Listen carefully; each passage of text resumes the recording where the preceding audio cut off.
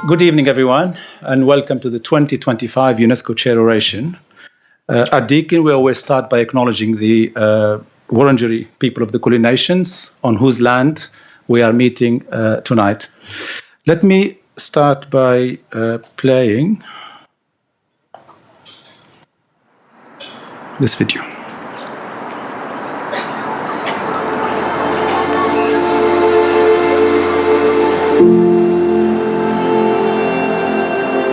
Deakin University would like to acknowledge the traditional custodians of all the unceded lands, skies, and waterways on which our students and staff come together.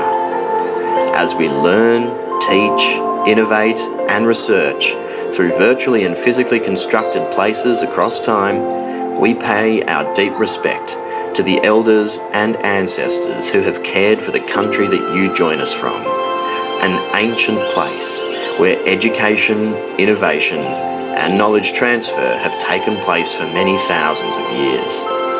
At Deakin, we aim to nurture and continue this important legacy whilst encouraging our communities to walk softly on country in the spirit of sustainability. In particular, we give gratitude to the elders and ancestors of Wadawurrung country, Wurundjeri country, and Eastern Maar country and beyond, where our physical campuses are located. Their contributions to our learning communities and environments are rich and highly valued. Deakin is committed to embedding Indigenous knowledges and perspectives in all disciplines that we teach, as well as advancing the self-determined interests of Aboriginal and Torres Strait Islander peoples, including treaty and truth-telling. As you move around our physical and virtual environments, take a moment to consider, appreciate, and listen deeply to the country beneath your feet. Thank you all, and welcome to the 2025 UNESCO Chair Oration. I must admit that the response to this particular oration and the way people have reached out and wanted to be part of this is absolutely overwhelming. So we've been doing this since 2013, and this is one of the probably mostly anticipated orations, Daniela. No pressure there. No pressure, Daniela. But it really is an indication of, one, your stature and standing, but also the nature of the topic that we are going to be discussing tonight, which is obviously has to do with Australia's middle power status and the current reconfigurations, if you like, of some of those relationships that Australia has held for many decades, long-standing strategic relationships, and what we ought to be doing in this space, in particular in relation to human rights policy making. So we all look forward to that, Daniela. By way of introduction, so the UNESCO Chair was established in 2013 with a specific mandate to really look at research that examines the various manifestations of diversity and justice, how the increasing levels of diversities in our society are really engendering new challenges for us in relation to how we pursue social inclusion and social justice. Deakin has been extremely supportive as an institution and to host the chair, but also has been a bridge and a platform from which the chair has grown and established many, many productive partnerships. In 2013, when we established the chair, and I was the extremely proud chairholder, we said that this chair will not just be a think tank, it has to be think and do tank. And what is meant by that really is that this chair is not only going to be doing research that is driven by theories and by empirical examinations, but it must do that in relation to the UNESCO mandated agenda, but more specifically to the UNESCO set of priorities. And I think the emphasis for this chair and the decision for this chair was to look at building capacity in the global south within and across societies in relation to the most vulnerable of communities within those societies. So a lot of the work that's been done in the chair, and I will be sharing with you just a few examples, not to waste a lot of time, is really in Africa, in the Middle East, in Southeast Asia, and in many cases within communities in Europe and North America, but communities which are classified as vulnerable. So indigenous, refugees and asylum seekers, and migrant communities. So that is really the specific focus of this particular chair. For the last 4 years, so we report to UNESCO, and I must, of course, I'm sure all of you would know this, but remember that Australia is a founding member of UNESCO. And Australia has been one of the most active member states of UNESCO. And so when I go to Paris, the Australian presence, the Australian delegation is one of the most active delegations within UNESCO. And it works across all the key sectors within UNESCO. So we really, in relation to UNESCO in particular, Australia does punch above its weight, this very phrase that we use all the time, but it does punch well above its weight. A lot of the projects we have done within the UNESCO chair over the last 4 years in particular, so we report on a 4-year basis and we get accreditation on a 4-year basis. So we just finished the last reporting and accreditation period. So 25 is the first year in the new accreditation period.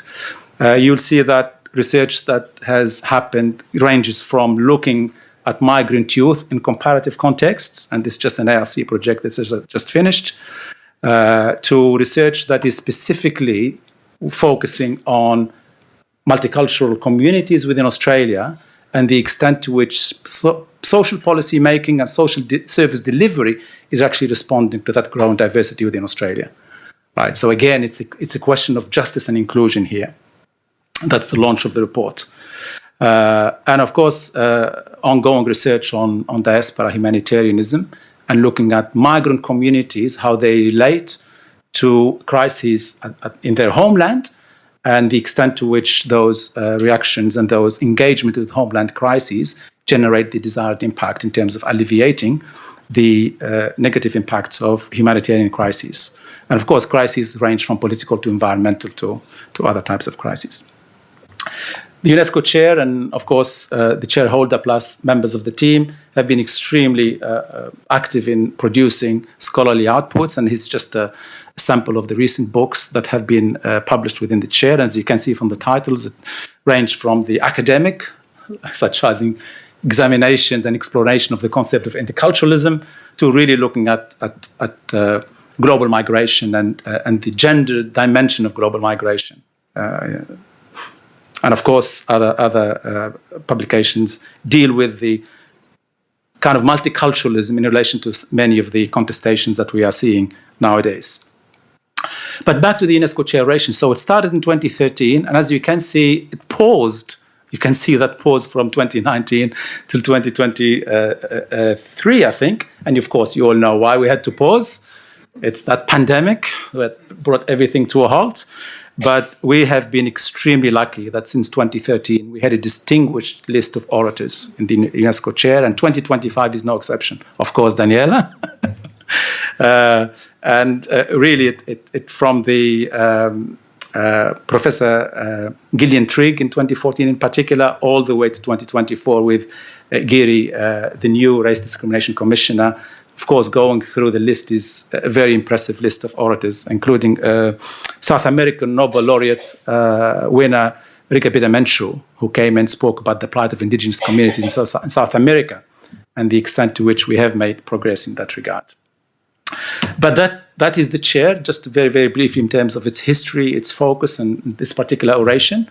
It is now my honor and my privilege to invite our Deputy Vice-Chancellor, Research and Innovation, distinguished Professor Matthew Clark, to come and welcome all of you and say a few words. Matthew.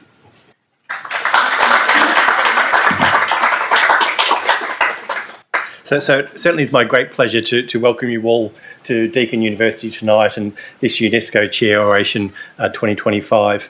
It really is, as Fethi pointed out, an important date in our calendar, and I'm very much delighted to see you all here this evening.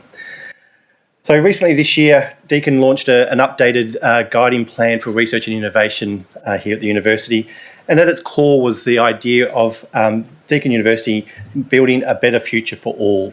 And that's certainly what we want to do as a university. We want to make a difference in the world through our education, but also through our research. And we want to deliver positive change to our local and global communities. And that's exactly what the work of the UNESCO Chair and his team does, and that's exactly what is going to be spoken about tonight with Daniela as well. So it's very much aligned with what the university is wanting to achieve in our research and innovation remit. As Fethi said, and as he pointed out, it's been going since 2013, when the chair was established at Deakin University, and that chair, of course, is held by Fethi himself.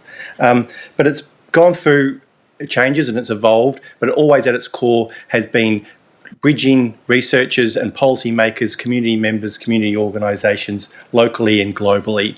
And that's always been how it's worked, how it's operated. And again, I think gives very much a great expression to the think and do tank that Fethi envisaged from the beginning more than 12 years ago. The chair is held by Deakin Distinguished Professor Fethi Mansouri, based within the Alfred Deakin Institute in the Faculty of Arts and Education. And so I would like to acknowledge my colleague, Executive Dean Professor Simon Tormé from the Faculty of Arts and Education, and also my colleague, Deputy Vice-Chancellor for University Services, Ms Kerry Parker, also with us tonight. The UNESCO Chair is really important to Deakin University. It's something that we take great pride in and are very proud of the work that gets done under its auspices and under the leadership of Fethi Mansouri. So I'm very much looking forward to your talk tonight, Daniela. One of the things that Deakin does also very well is work with the Australian War College, and Australia as a middle power is core to understanding our place in the world. I'm sure Simon might mention that. But before we get to you, I will introduce Simon Tormé, our Executive Dean of the Faculty of Arts and Education, who will more formally introduce tonight's speaker. So thank you and welcome again once again to Deakin University.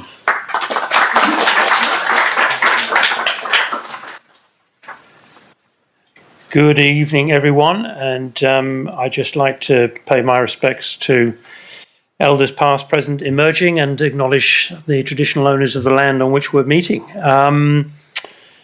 It is a very prestigious event, very prestigious evening. Nice to see some former colleagues up there as former speakers. Gillian Triggs, quite a formidable character in the human rights world, and Daniela as well, from a slightly different vantage point. I actually used to teach political theory and human rights, and for most of my time teaching, it seemed a rather stable kind of world out there, which kind of culminated in Francis Fukuyama declaring the end of history and the last man. Liberal cosmopolitanism seemed to have kind of conquered the world. Everyone was in agreement that human rights were absolutely foundational to all that was good and noble, and that therefore the kind of the big differences and the big clashes of civilization were all done and dusted. It doesn't really look like that anymore, does it? So multiple challenges to human rights precarious now and contingent, and really the subject of an awful lot of consternation in terms of how we think about human rights, how it's enacted. And in another part of our faculty, we have the Centre for Humanitarian Leadership, which also enacts safeguarding preservation of human rights for very imperiled populations, particularly in the Middle East. And what happens earlier this year is that's unplugged from US aid, which is about half the funding for the Centre for Humanitarian Leadership. So when we're talking about human rights, it's not just an abstract conversation, it actually has real world effects. If the argument is not made for human rights, if we're not concerned about our fellow humans, then what happens is that we succumb to various kinds of authoritarianism, ethno-nationalisms, fundamentalisms, none of which hold human rights to be terribly dear for our purposes. So well done to ADI and to the UNESCO Chair for reminding us and re-hosting and reinstaurating, if you like, the idea of human rights and the idea of a practical function for universities in giving a platform to those who do so much, like Daniela, to defend human rights around the world. It's a very important function that we're not just seeing this in a theoretical lens, but in a real world lens. So congratulations and thanks to colleagues for maintaining that fine tradition. But we're not here to talk about me or my interest in human rights, but to our very distinguished guest, Daniela Gavshon, Director of Human Rights Watch Australia. Daniela is the Australian Director of Human Rights Watch. She leads the organisation's engagement with the Australian Government on foreign and domestic policy. Prior to joining Human Rights Watch, she spent 10 years working at the Public Interest Advocacy Centre, where she founded the Truth and Accountability Programme. There she led human rights and war crimes investigations and a landmark project mapping laws and policies affecting First Nations peoples in Australia. From 2009 to 2012, Daniela was the Solomon Islands Head of Office for the International Centre for Transitional Justice, where she advised and supported the Truth and Reconciliation Commission.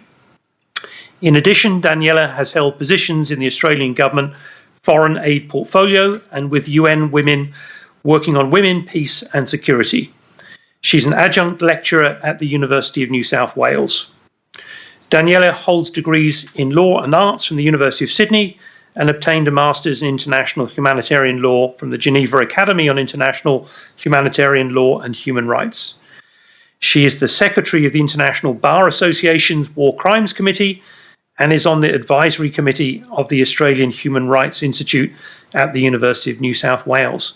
How you managed to juggle all of those roles and maintain clearly a vibrant personality is something we can all learn from.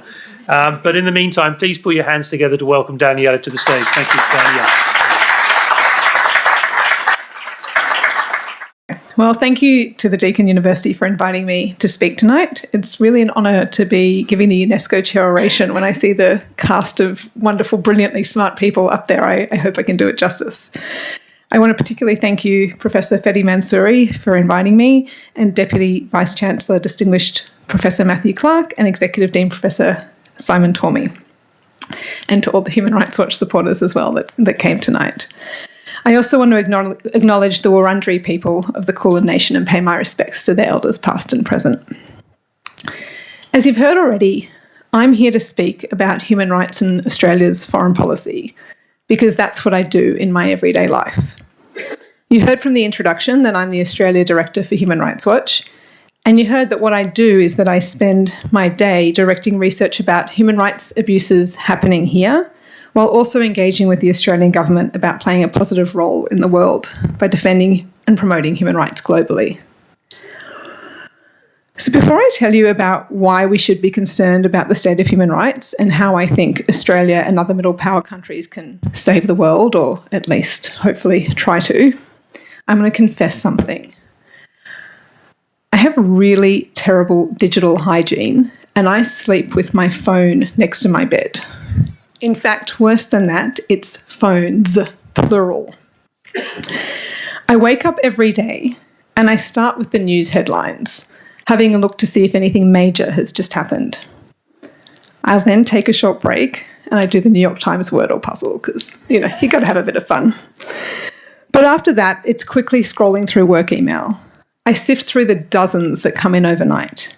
The main ones I'm looking for in that first round are emails from our country or thematic researchers. So they're our experts who are leading investigations on their country or theme, and they'll tell me the latest that's happened in their country overnight or any updates on news from their patch. The other thing I'm scanning for is information from our advocates. So our advocates are people who are working in capitals, Geneva or New York, and they're telling me what's happened overnight in the United Nations, or what's happened during their overnight for me, daytime for them, or what advocacy asks are getting traction. So they'll be talking to their capitals and they'll say to me, this has worked or this hasn't, and suggest to me what I should be doing in Canberra that day, and it helps give me the insights of the issues I'm going to focus on. I'm part of an organisation of about 500 people who are looking into human rights abuses in every corner of the world. So you can imagine what the contents of that inbox looks like. It's pretty devastating. But after that initial scan, if my kids, and yes, I have 3 kids on top of all of what you described what I do, they'll come in telling me that they, can't find any clean socks or we've run out of milk. But if they haven't done that, I'll go back to the news and I'll read as many articles as I can from the headlines that have piqued my interest. By the time I'm pouring my coffee, my mind is overflowing. I am worried about climate change, Gaza, Sudan.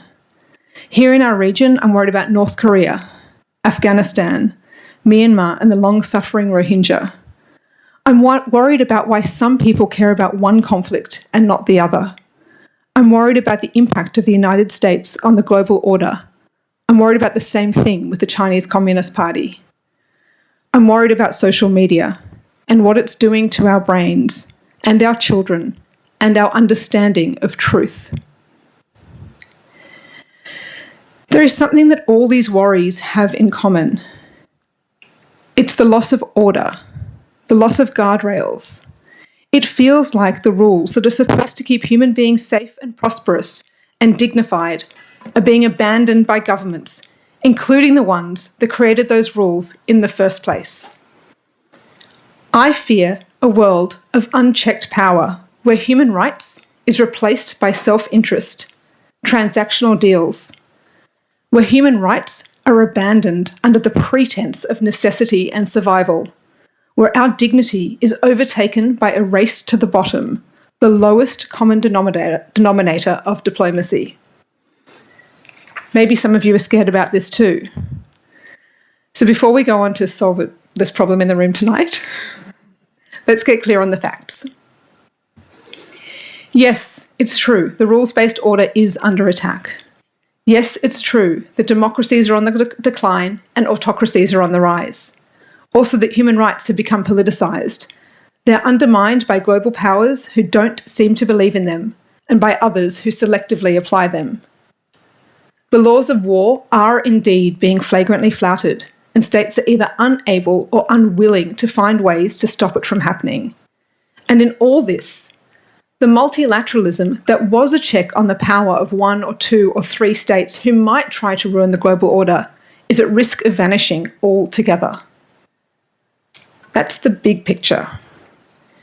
There are also horrors occurring in everyday places, neighbourhoods, communities, all around the world. Bear with me. I know this is very dark, especially when we're all bombarded with really bad news stories every day, but I want us to be clear about what we're dealing with. In the last month alone, Nepali police shot and killed 19 students protesting, while Indonesian police mowed down a gig worker who was trying to deliver food on time. The Burkina Faso Legislative Assembly made consensual same-sex relations a criminal offence. The Trump administration summarily killed suspected drug traffickers in international waters, not once, but 3 times, with no legal authority, and then bragged about it. A United Nations Commission of Inquiry made a finding that the Israeli government has committed genocide in the Gaza Strip. All the while, Israel continued to escalate its operations in Gaza City. Hamas shared videos of a hostage being forced to dig his own grave. The Rapid Support Forces in Sudan attacked a displaced persons camp. Again. In Hong Kong, authorities shamelessly tried 77-year-old Jimmy Lai, the owner of a popular newspaper that was critical of Beijing. And here at home, the Australian government struck a $400 million deal with Nauru to deport people there and proposed new laws that strip people facing deportation of their basic procedural rights. I could go on to cover Hungary, Georgia, Russia and Ukraine, the persistent grave abuses in Myanmar, North Korea, Afghanistan, Vietnam, Yemen, Iran. I'll stop here. You get it. What feels particularly destabilising about all these abuses is that they're happening within a very fragile geopolitical environment. For the first time in my lifetime, the people of the world are subject to the whims of a wholly unpredictable and unreliable government in Washington, D.C. As a side note, I dreamt 2 nights ago that he was here in the room, President Trump, and I thought to myself, do I continue saying what I want to say, or is he going to have a chilling effect on me? I'm glad he's not here. On coming back into office this year, President Trump made it virtually impossible for any country to set out a foreign policy strategy. Who is his friend? Who is his foe? Does he say what he means? Will he do as he says? If we are all confused and anxious, I can only imagine the conversations in the foreign ministries around the world right now. The US president threatens to make Canada the 51st state, saying it's one of the nastiest countries to deal with. He said he wants to take over Greenland and also the Panama Canal.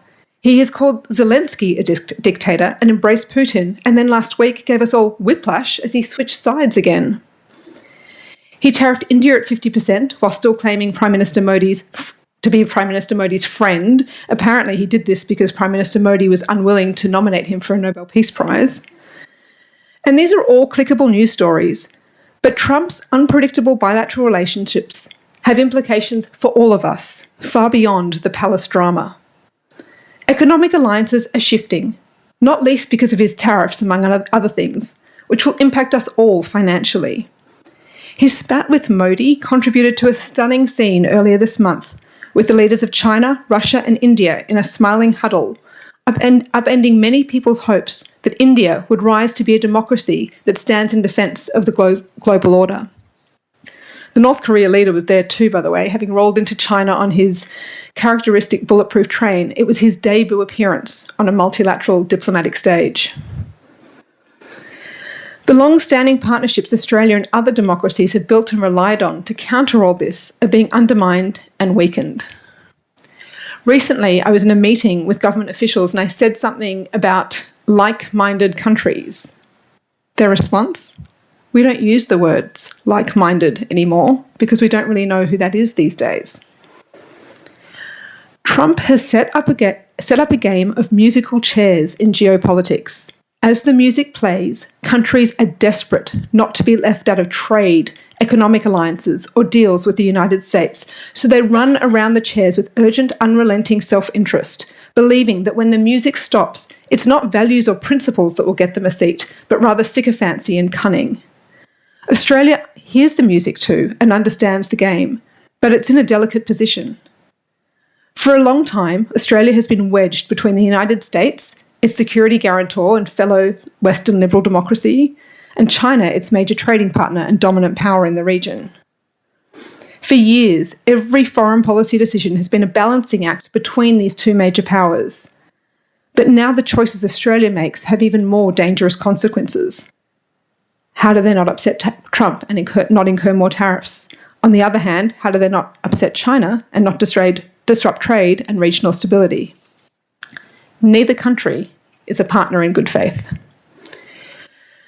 Still, this balancing act between the United States and China is entirely relevant to our work to defend human rights. Both governments are actively violating rights at home and overseas, obviously to varying different degrees, at least let's hope so for now, and working mightily to redefine the global order in their favour and away from responsibility for human rights, dignity and justice. Countries like Australia are having to decide whether they're going to step into the fray to body block the attacks or whether they feel they have too much at stake to risk it on something like human rights that they seem to dismiss sometimes now as a nice to have but not essential. We know that Australia has been making decisions about how to engage with or not engage with China for years. The Chinese Communist Party has since 1949 left a trail of severe human rights abuses. Mao is responsible, according to China scholar Ian Johnson, for about 1.5 million deaths during the Cultural Revolution and between 35 million and 45 million for the Great Leap Famine. After the major economic, social and cultural reforms of the post-Mao era, China under Xi Jinping has become increasingly repressive. It is committing crimes against humanity in the Uyghur region, destroyed fundamental liberties in Hong Kong, and its companies are exporting its brand of surveillance and censorship technologies around the world. The Chinese government is a human rights violator both at home and abroad that is intent on undermining the international human rights system. At least we know where it stands, even though sometimes I'm afraid we don't seem to know where we stand. Australia's relationship with the United States is different, or rather has been. I'm just going to get some water.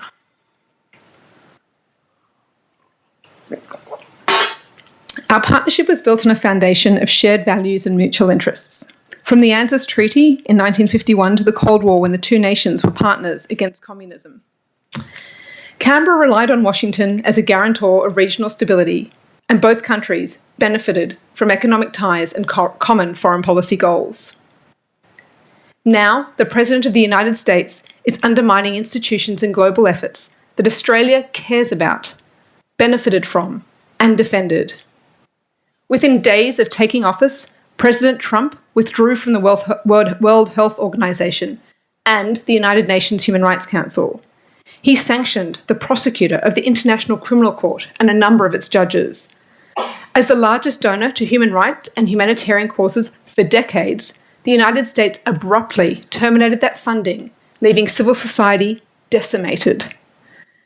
The United States has refused to participate in the Universal Periodic Review process. That's a process that reviews every state's human rights records every 4.5 years, including Australia's. That's the first time any state has refused to participate. Israel did threaten not to back in 2013, but it changed its mind. I'm still holding out hope that the US will do the same. So what should Australia do? Just taking the example of the Universal Periodic Review alone, does Australia continue to participate in it and in the Human Rights Council as a whole, in spite of what the US is doing? Or is there another way to approach this and still retain some interest in human rights and multilateralism? We know the politics of appeasement doesn't work. Concessions only embolden bullies to demand more. My firm belief is that it is in Australia's best interests to step forward and defend human rights against these forces. And when I say it's in its best interest, I am literally putting human rights on the same ledger as its economic interests and its security interests. In fact, human rights are more than an issue to rank alongside other priorities. Human rights are a critical piece of everything else we want, from prosperous economic alliances to stability across this region. Governments that deny human rights create chaos. Repressive regimes will go to great lengths to control their populations and deny them freedoms. Populations eventually rise up. In this region alone, look at Sri Lanka, Bangladesh, and now Nepal, all with popular movements for their rights and against authoritarianism.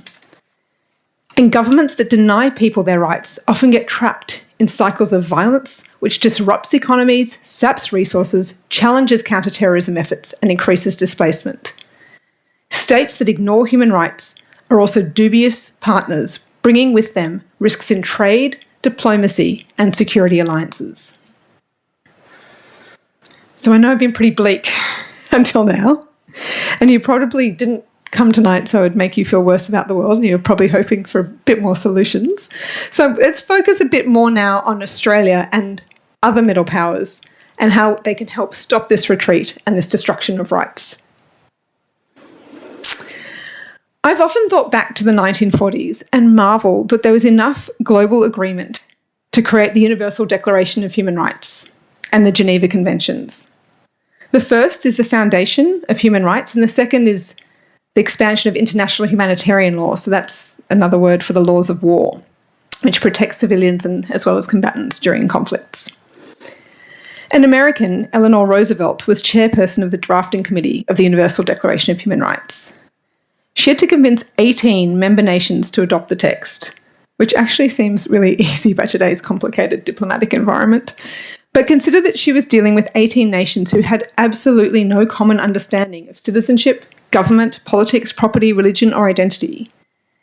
She chaired over 3,000 hours of debate, contentious debate, on how to define human rights before the final document was adopted on the 10th of December 1948. It remains the basis of international human rights law today. In conflict, we have the body of law that I just mentioned, international humanitarian law, and that was actually first codified in the 19th century. But then after the horrors of World War II, the nations of the world expanded the Geneva Conventions to protect civilians and also adopted a convention on genocide.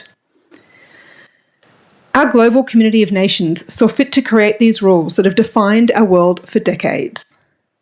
They didn't do it out of goodwill.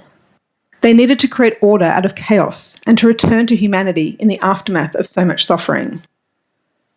When I look back on that, it feels like it was a miraculous moment in time that these laws were created. But despite the improbability of finding balance and finding consensus, that consensus building has been repeated over and over again as the world's diplomats have expanded and developed these rules with many more detailed human rights and laws of war treaties.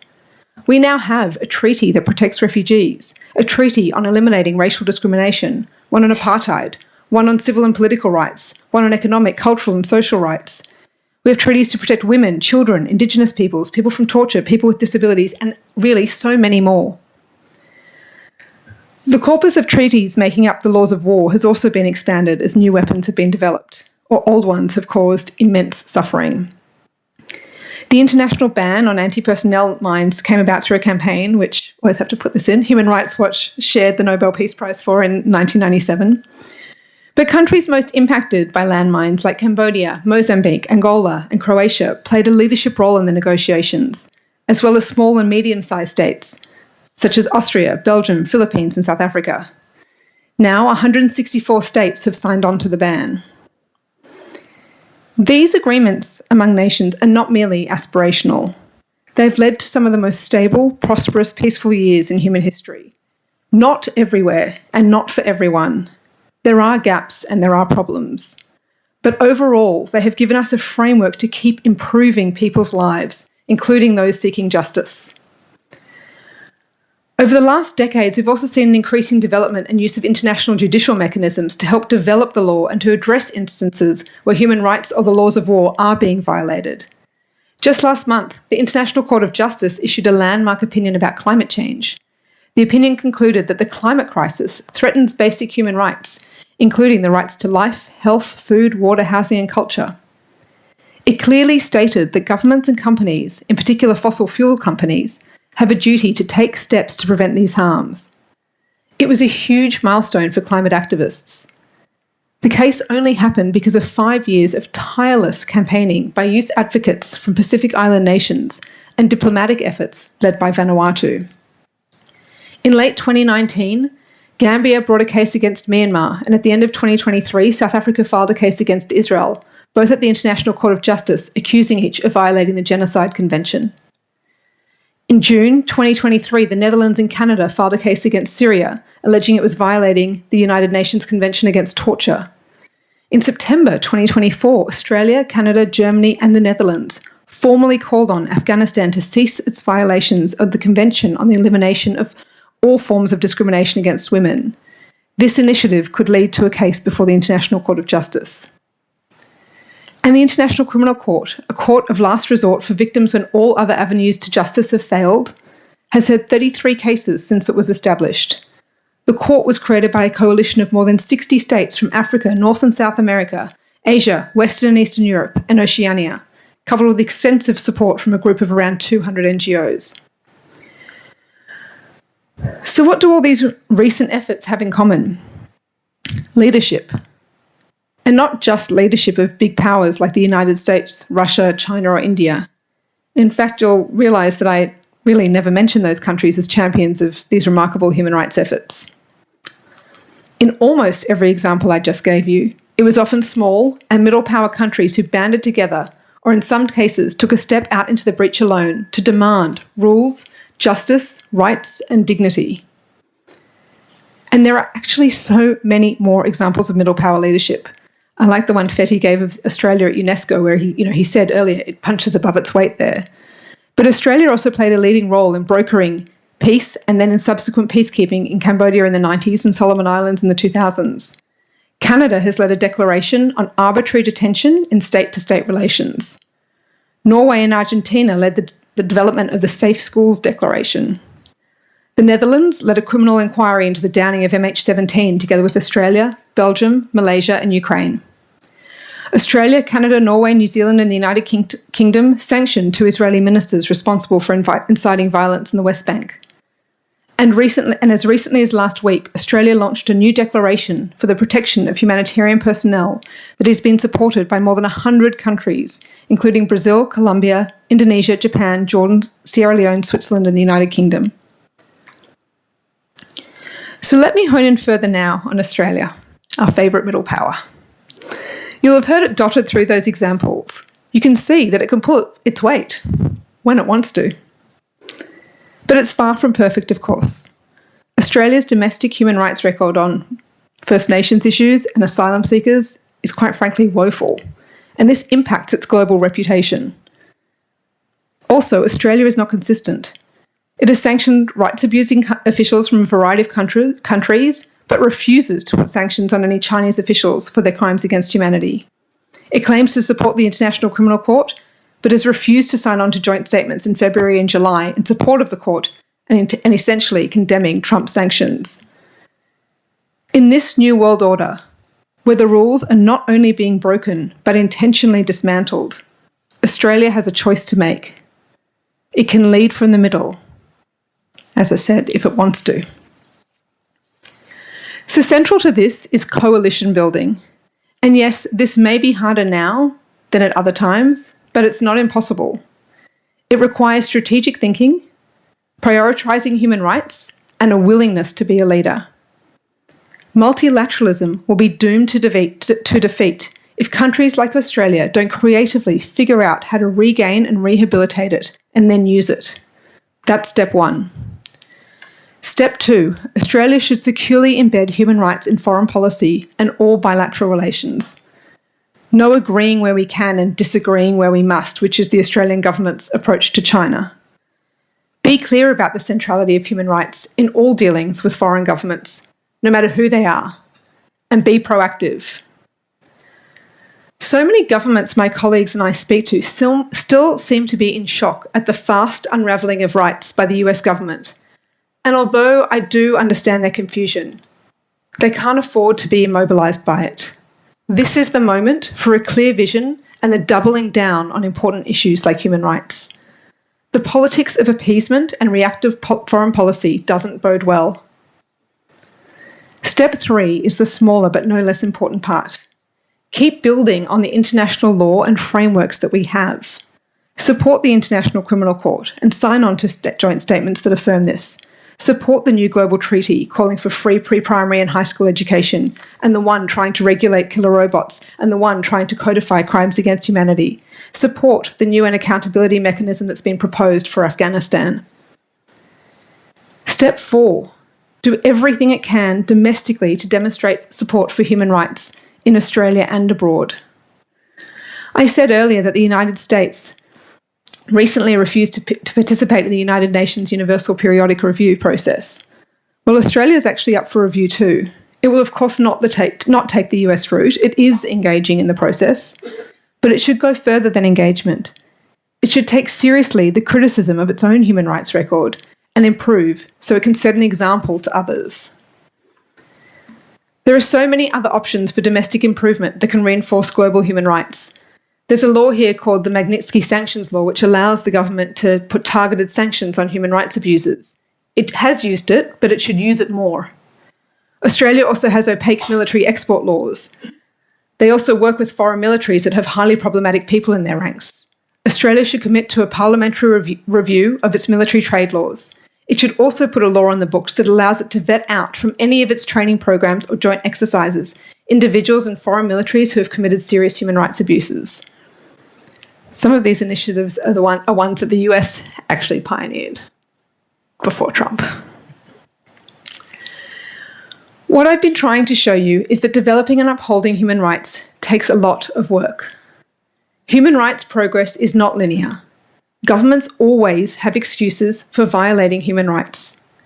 Human rights work means facing the disappointing setbacks, some big, some small, but all consequential for our rights, mine and yours. Right now, it feels like we are in dark times, but a colleague of mine recently reminded me that despite how I'm feeling, and despite my desire to retreat into the New York Times games and never look at my feed or email again, to use the quote you referred earlier, the Francis Fukuyama one, we are not yet at the end of history. And so that's why I'm looking to my own country for hope. Last week at the United Nations General Assembly, Prime Minister Albanese, in his address, gave a great address. He did only mention human rights once, and it was in a quote, but I'm not giving up because it was an otherwise good speech. He acknowledged the important role of small nations and middle powers, and he went on to say, if we resign ourselves to the idea that war is inevitable or relegate ourselves to the status of disinterested bystanders, if our only response to every crisis is to insist that there is nothing we can do, then we risk being trusted with nothing. And there it is. That's the hope I'm looking for. His words were strong. It's a start. But we need more than words, and we need more than good intentions. We need action and leadership. I am in no way suggesting that this is easy. It absolutely isn't. What I am suggesting is that if the Australian government is as worried as I am about the state of the world, and if it means what it says, then this is not the time to give up on human rights. It's the time to take these words and this hope seriously, harness it, turn it into middle power leadership and action, because history isn't only written by the powerful, it's written by those who refuse to give up.